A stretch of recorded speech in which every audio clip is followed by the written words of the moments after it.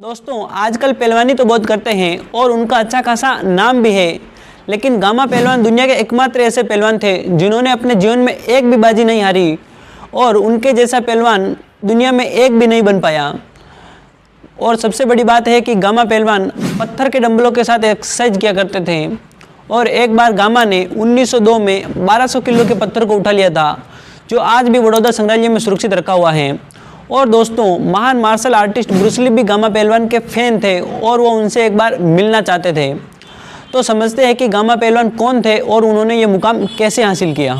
दोस्तों दुनिया में अजय पहलवान के नाम से प्रसिद्ध गामा पहलवान का जन्म आज से 144 साल पहले यानी 1878 में अमृतसर पंजाब में हुआ था। गामा पहलवान खानदानी पहलवान थे, यानी उसके पिता भी पहलवान थे, इसीलिए गामा ने बचपन में ही पहलवानी शुरू कर दी। लेकिन 6 वर्ष की अवस्था में उसके पिता की मृत्यु हो जाती है। इसके बाद गामा ने अपने नाना और मामा से पहलवानी सीखी।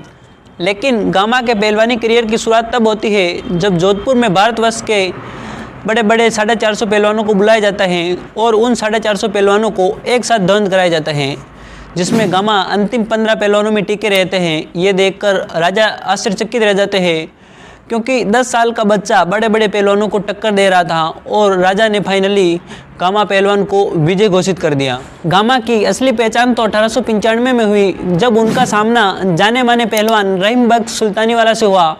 दोस्तों ये मैच ड्रॉ रहा, यानी इसमें किसी की विजय नहीं हुई, लेकिन इसकी चर्चा भारतवर्ष में बहुत हुई और गामा ने 1910 तक आते आते भारत के सभी पहलवानों को पराजित कर दिया था। इसके बाद गामा ने विश्व चैंपियनशिप का लक्ष्य साधा और निकल पड़े विश्व के पहलवानों को पराजित करने। और उसी समय लंदन में विश्व चैंपियनशिप आयोजित हो रही थी, लेकिन गामा को ये कहकर बाहर निकाल दिया कि उनकी हाइट बहुत छोटी है। दोस्तों गामा की हाइट 5 फीट 7 इंच और वजन 113 किलो था। इसके बाद गामा ने वहाँ के पहलवानों को चुनौती दी कि वे आधा घंटे में 3 पहलवानों को पराजित कर देंगे, लेकिन फिर भी कोई तैयार नहीं हुआ। इसके बाद गामा ने एक और चेतावनी दी कि वे फ्रैंक गोच और जेवलिस्को को पराजित कर देंगे। इसके बाद तैयार हो जाते हैं। दोस्तों जेवलिस्को अमेरिका के पहलवान थे और वो उस समय दुनिया में सबसे प्रसिद्ध पहलवानों में से एक थे। फाइनल के दिन जेवलिस्को और गामा के बीच मैच होता है। गामा ने पहली पारी में तो जेवलिस्को को 1 घंटे और 35 मिनट के लिए बेहोश कर दिया, लेकिन अंत में 3 घंटे के बाद ये मैच ड्रॉ रहता है, यानी किसी की जीत नहीं होती है। इसके बाद 7 दिन बाद दोबारा मैच रखा गया था, लेकिन जेवलिस्को नहीं आता है और गामा को विजय घोषित कर दिया जाता है, यानी बिना लड़ाई के ही गामा को विश्व चैंपियनशिप मिल गई और गामा को इनाम के साथ रुस्तम ए जमाना का खिताब से नवाजा जाता है। इसके बाद गामा वापस भारत लौट आए और उनका सामना एक बार फिर रहीम बख्श सुल्तानी वाला से हुआ। इस बार मैच ड्रॉ नहीं हुआ, बल्कि गामा ने रहीम बख्श सुल्तानी वाला को बुरी तरह पराजित किया और रुस्तम ए हिंद का खिताब भी जीत लिया।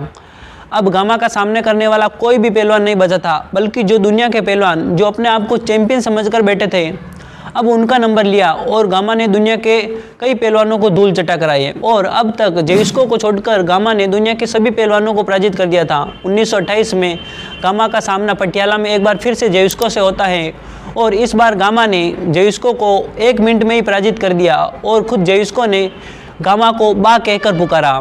गामा का अंतिम बड़ा मुकाबला 1929 में हुआ, जिसमें गामा ने पीटरसन को पराजित कर दिया। इसके बाद गामा का कोई बड़ा मुकाबला नहीं हुआ, क्योंकि उनका मुकाबला करने वाला कोई बच्चा ही नहीं था। गामा अपने 50 साल के करियर में अजय रहे, यानी उन्हें कोई नहीं हरा पाया। इसके पीछे वजह थी उनकी डाइट और एक्सरसाइज।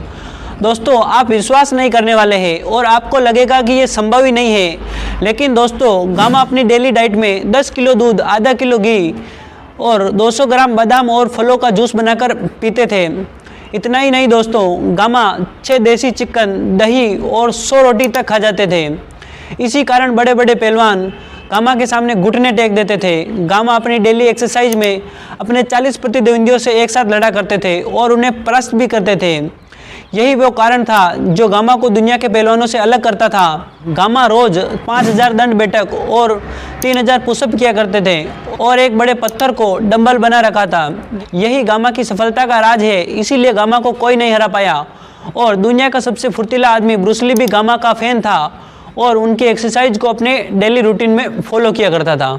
इसी साल गूगल ने 22 मई 2022 को डूडल बनाकर गामा का बर्थडे सेलिब्रेशन किया और एक बार फिर से गामा की याद दिला दी और उनके जन्मदिन को यादगार बना दिया। गामा 1947 में भारत विभाजन के समय पाकिस्तान में चले गए और 1960 में उनकी मृत्यु हो गई।